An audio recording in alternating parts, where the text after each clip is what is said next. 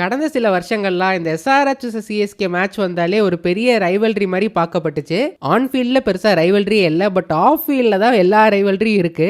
நம்ம தெலுங்கு நண்பர்கள் கொஞ்சம் அன்வான்டாக பேச, நம்ம ஊர் ஆட்களும் பதிலுக்கு பேசன்னு இது ஒரு ரைவல்ரியாக ரீசெண்டாக நிறையா பார்க்க முடியுது கைஸ். சினிமாவில் ஆரம்பிச்சது இப்போ எல்லா ஃபீல்டுமே பார்க்க முடியுது. அதில் ரீசெண்டான டெவலப்மெண்ட் என்னன்னு பார்த்தீங்கன்னா, நம்ம எஸ்ஆர்எச்சோட ஓனர் சன் பிக்சர்ஸ் வந்து சிஎஸ்கே மேனேஜ்மெண்ட் மேலே ஒரு வழக்கு போட்டிருக்காங்க.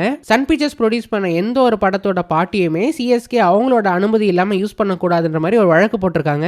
ஸோ இந்த விஷயத்தை பத்தி என்னோட தாட்ஸ் இந்த வீடியோல ஷேர் பண்ணிருக்கேங்க. ஸோ வீடியோ ஃபுல்லா பார்த்துட்டு லைக் பண்ணுங்க, சேனலுக்கு ஃபர்ஸ்ட் டைம் மறக்காம சப்ஸ்கிரைப் பண்ணுங்க. இப்போ ஐஸ் வீடியோக்குள்ள போலாம். ரைட், இவ்வளோ நாளா நம்ம சென்னை சூப்பர் கிங்ஸோட சோஷியல் மீடியா டீம் பார்த்தீங்கன்னா அனிருத்தோட சாங்ஸ் நிறைய யூஸ் பண்ணியிருக்காங்க. பர்டிகுலர்லி சன் பிக்சர்ஸோட சாங்ஸ் நிறைய யூஸ் பண்ணி பார்த்துருக்கோம். பேட்டையிலேருந்து யூஸ் பண்ண ஞாபகம் இருக்கு. அப்புறம் ஹுக்கும் வந்து ரொம்ப ட்ரெண்ட் ஆச்சு. எஸ்பெஷலி எலிவேஷனுக்கு நிறைய யூஸ் பண்ணியிருந்தாங்கல்ல. ஸோ எம்எஸ்டியோட எலிவேஷன் சாங் அதை யூஸ் பண்ணிட்டு இருந்தாங்க. அதுக்கப்புறம் தான் நார்த் இந்தியா ஃபுல்லாக நிறைய வைரலாக ஆரம்பிச்சுது. நிறைய ரீல்ஸ் அண்ட் ஷார்ட்ஸ்க்குலாம் யூஸ் பண்ண ஆரம்பிச்சாங்க. அண்ட் அதுவே ஒரு ஃப்ரீ ப்ரொமோஷன் மாதிரி அடைஞ்சது சன் பிக்சர்ஸோட மூவிக்கு. நம்ம ஊர்லேயும் மூவிக்கான கிரேஸ் நிறைய இருக்கிறனால எந்த ஒரு மீடியா கண்டென்ட் வந்தாலும் அதில் எப்படியாச்சும் சினிமாவோட ரெஃபரன்ஸை கொண்டு வர பார்த்தாங்க. ஒரு மீம்ஸ்னாலும் இருக்கட்டும், ஆர் ஒரு காமெடி வீடியோ, அந்த மாதிரி எதுனாலுமே அதில் ஒரு சினிமா ரெஃபரன்ஸ் இருக்கும். அண்ட் ஃபேன்ஸ்னாலையும் நல்லா கனெக்ட் பண்ணிக்க முடியும். ஸோ அந்த மாதிரி என்கேஜிங்காக வைக்கிறதுக்காக நிறைய யூஸ் பண்ணிட்டு இருக்காங்க. அது ரொம்ப சக்ஸஸ்ஃபுல்லாகவும் இருந்திருக்கு. இவ்வளோ நாளும் எந்த ஒரு ப்ராப்ளமும் இல்லாமல் தான் யூஸ் பண்ணிட்டு இருந்தாங்க. அண்ட் எஸ்ஆர்எச் ஓனரும் நம்ம சிஎஸ்கே ஓனரும் நல்லா தெரிஞ்சவங்க தான். ஒரே ஊருக்காரங்க, ஒரே ஏரியாக்காரங்கனால ரெண்டு பேருக்குமே நல்லாவே தெரியும். அண்ட் இவ்வளோ நாள் ஸ்மூத்தாக போனது சடனாக இந்த இயர் பார்த்தீங்கன்னா இந்த மாதிரி சன் பிக்சர் சைட்லேருந்து எங்களோட பாட்டை எங்களோட அனுமதி இல்லாமல் நீங்கள் யூஸ் பண்ண முடியாதுன்ற மாதிரி ஒரு வழக்கு போட்டிருக்காங்க. அண்ட் அதில் என்ன சொல்லியிருக்காங்களா, எங்ககிட்ட பெர்மிஷன் வாங்காமலே அவங்களோட பிஸ்னஸ் நோக்கத்துக்காக அந்த பாட்டை யூஸ் பண்ணியிருக்காங்க. பிஸ்னஸ் நோக்கம் அந்த சென்ஸ் அந்த ஜெர்சி இருக்குல்ல, ஜெர்சி ரிவீலுக்காக யூஸ் பண்ணியிருக்காங்க. அதனால சிஎஸ்கேக்கு ஒரு ஃபினான்ஷியல் கெயின் இருக்கும். எங்களோட பாட்டை யூஸ் பண்ணி அவங்க சம்பாதிச்சிருக்காங்க. இது மிகவும் தவறான செயல். அதனால எங்களுக்கு 1 கோடி நஷ்டஈடு கொடுக்கணுன்ற மாதிரி போட்டிருக்காங்க. ஸோ இது எல்லாமே வாஸ்தவம் தான் கைஸ், கரெக்டு தான். அவங்களோட பாட்டு தான், அதை யூஸ் பண்ண கேட்டு தான் பண்ணியிருக்கணும். நம்ம தெரியாமல் பண்ணிட்டோன்னே வச்சுப்போம். எனக்கு இதில் என்ன கன்ஃபியூஷன்னா, இவ்வளோ நாள் இவ்வளோ வருஷமே யூஸ் பண்ணி தானே இருந்தோம். சடனாக எதுக்கு இந்த மாதிரி ஒரு பாயிண்ட் ஆஃப் வியூ எடுத்து வராங்கன்ற மாதிரி ஒரு கொஸ்டின் மார்க் இருக்கு. மேபி இந்த வருஷத்துலேருந்து எஸ்ஆர்எச் யோசிச்சிருக்கலாம், ஐபிஎல்ல நான் ஸ்ட்ராங்கான டீமாக இருக்கேன், SI20 3 வாட்டி ஜெயிச்சிட்டேன், நானும் பெரிய தலைகளோட மோதி பார்க்கணுன்ற மாதிரி கூட இந்த டிசிஷன் எடுத்திருக்கலாம். சிஎஸ்கேவோட டெம்ப்ளேட்டை காப்பி அடிச்சு என்னோட சோஷியல் மீடியாவை என்கேஜிங்காக வைக்க போறேன்னு கூட டிசிஷன் எடுத்திருக்கலாம். ரீசெண்டாக அவங்களோட வீடியோஸ்லாம் இந்த சாங்ஸ் எல்லாம் பார்க்க முடியுது. பட் அதே சமயம் இவ்வளோ நாள் விட்டுட்டு சடனாக இப்போ கேட்குறாங்கன்னா இதுக்கு வேற ஒரு ரீசன் இருக்கும்னு கூட யோசிக்க தோணுது.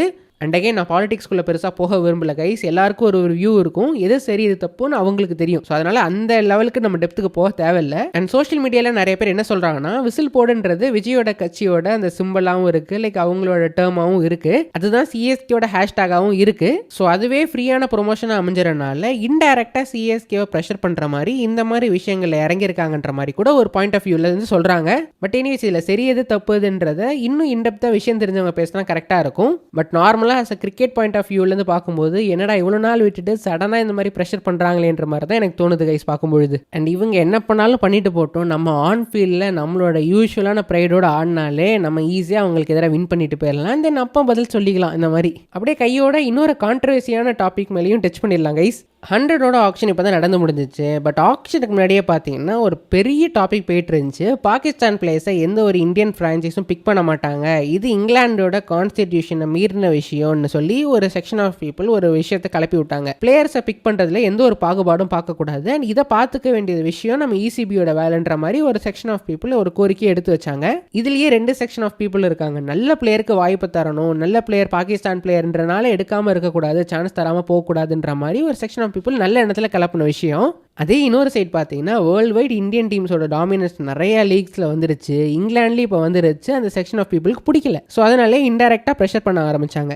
அண்ட் நடந்து முடிஞ்ச ஆக்ஷனில் நம்ம காவ்யா மரன்ஜீவ் அவர்கள் அவங்களோட டீம் சன்ரைசர் லீட்ஸ்க்காக அப்ரார் அகமதை சைன் பண்ணியிருக்காங்க. அன்றைக்கி நீங்கள் எல்லாருக்கும் ஒரு பாயிண்ட் ஆஃப் வியூ இருக்கும். என்னோட பாயிண்ட் ஆஃப் வியூ நான் ஷேர் பண்ணுறேன். என்னை பொறுத்தவரை எல்லா ஊர்லேயும் நல்லவனும் இருக்கான், கெட்டவனும் இருக்கான், சில மண்டக்கோளாறு பிடிச்சதும் இருக்குது. 2 ஊர்லேயுமே இந்த மாதிரி ஆட்கள் நிறைய பேர் இருக்க தான் செய்கிறாங்க. அதனால அந்த ஊரை சேர்ந்த ஜெனியூனான நல்லவன் ஒருத்தர் இருப்பான், அவன் பாதிக்கப்படக்கூடாதுன்றதுல நான் இருக்கேன் கைஸ். நான் ஆஸ் அ கிரிக்கெட் ஃபேனா லைக் பாகிஸ்தானில் நல்ல பிளேயர்ஸ் இருந்து தாராளமாக நான் ஆட வைக்கிறதுல எனக்கு ரெடி, எனக்கு அதில் ஒரு ப்ராப்ளமே கிடையாது. அதில் மண்டக்கோளாறு பிடிச்ச கேட்டகரியில் பாகிஸ்தானை சேர்ந்து நிறையா கிரிக்கெட்டர்ஸ் வராங்க. அவங்கள தவிர யாரை எடுத்தாலும் எனக்கு ஒரு ப்ராப்ளமே இல்லைன்ற மாதிரி தான் நான் இருந்தேன். பர்டிகுலர்லி இந்த ஹரிஸ் ராஃப் ஒரு பெரிய மென்டல், அப்ரார் அகமது, ஃபஹீம் அஷ்ரஃப், சயீம் அய்யூப், ஃபக்கர் ஜமான், இதெல்லாம் அங்கங்கே அப்பப்போ நம்ம இந்தியன் ஆர்மியை ட்ரால் பண்ணுற மாதிரியும் இந்தியன்ஸை ட்ரால் பண்ணுற மாதிரியும் பேசியிருக்காங்க. இவங்கள தவிர யாரை எடுத்திருந்தாலுமே கொஞ்சம் கரெக்டாகவும் இருந்திருக்கும் என்னோட பாயிண்ட் ஆஃப் வியூவில் பார்க்கும்பொழுது.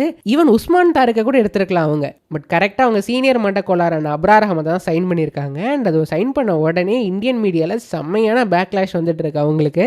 உங்களோட பாயிண்ட் ஆஃப் வியூ என்னன்றதை மறக்காம கீழே கமெண்ட் பண்ணுங்க கைஸ். அண்ட் இந்த டாபிக் பேசும்போது எனக்கு இன்னொரு டாபிக் ஞாபகம் வருது. இந்த இங்கிலாண்டை சேர்ந்த சில பேரும் இந்த மாதிரி ரேசிஸ்டான கமெண்ட்ஸ்லாம் நம்ம மேலே பாஸ் பண்ணுவாங்க. இப்போ கூட பார்த்தேன், ஃபுல் சால்ட் வந்து ஏதோ கமெண்ட்டில் வந்து ஆர்சிபி பிளட்ன்ற மாதிரி மார்க் பண்ணுற மாதிரி தான் போட்டிருந்தாங்க. பட் நார்மலாக அது ஆர்சிபி ஃபேன்ஸ் வந்து இல்லைடா எங்களை பற்றி புகழ்ந்து தான் பேசுகிற மாதிரி பேசுகிறாங்க.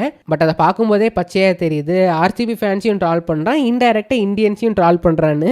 இந்த மாதிரி ஆட்களுக்கெல்லாம் பணம் தான் பெருசு, பணத்தினால தான் நம்ம ஊரை மதித்து வர மாதிரி நடிச்சிட்டு இருக்காங்க. பட் உள்ளுக்குள்ளே பார்த்தீங்கன்னா இந்த மாதிரி ரேஷியலான கமெண்ட்ஸை பாஸ் பண்ணுறது, ஸ்லாங்கை மார்க் பண்ணுற விஷயங்கள்லாம் அவங்கக்கிட்ட நிறையாவே இருக்குது. ஏன் இன்டர்னலாக நம்ம ஊர் ஆட்களுக்குள்ளேயே அந்த மாதிரி ரேசிஸ்டான கமெண்ட்ஸ் எல்லாம் பாஸ் பண்ணிட்டு தான் இருக்காங்க.